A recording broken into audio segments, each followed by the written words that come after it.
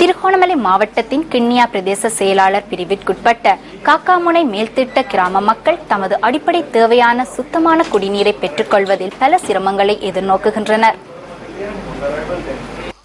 காக்காமுனை கிராமத்தில் 25க்கும் மேற்பட்ட குடும்பங்களை சேர்ந்த மக்கள் வசித்து வருகின்றனர். தமக்கு தேவையான குடிநீரை பெற்றுக் கொள்வதில் உள்ள சிக்கல் தன்மையால் குடிநீரை பெற்றுக்கொள்ள பல மைல் தூரம் செல்ல வேண்டியுள்ளதாக அவர்கள் விமர்சனம் தெரிவிக்கின்றனர். இந்த மக்களின் வீடுகளில் உள்ள கிணற்று நீர் மஞ்சள் நிறமாக காணப்படுவதுடன் கிணறுகளில் பாசியும் படர்ந்துள்ளது. இதன் காரணமாக இந்த நீரை குடிப்பதற்கும் அன்றாட தேவைகளுக்கு பயன்படுத்தவும் முடியாமல் உள்ளதாக மக்கள் கவலை வெளியிடுகின்றனர்.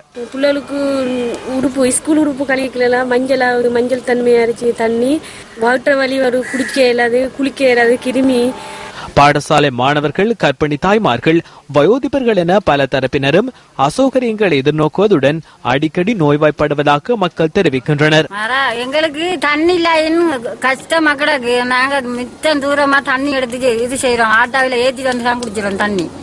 ஆட்டாக்கும் காய்ச்சி கொடுத்து எங்களுக்கு சரியான கஷ்டம். பிரதேச சபைக்கு நாங்க அறிவிச்சோம். அதால எங்களுக்கு எந்த நடவடிக்கையும் அவங்க தர இல்லை. உரிய தரப்பினரிடம் பலமுறை தாம் முறையிட்ட போதிலும் தமக்கு உரிய தீர்வுகள் கிடைக்கவில்லை என காக்காமுனை மேல்திடல் கிராம மக்கள் தெரிவிக்கின்றனர்.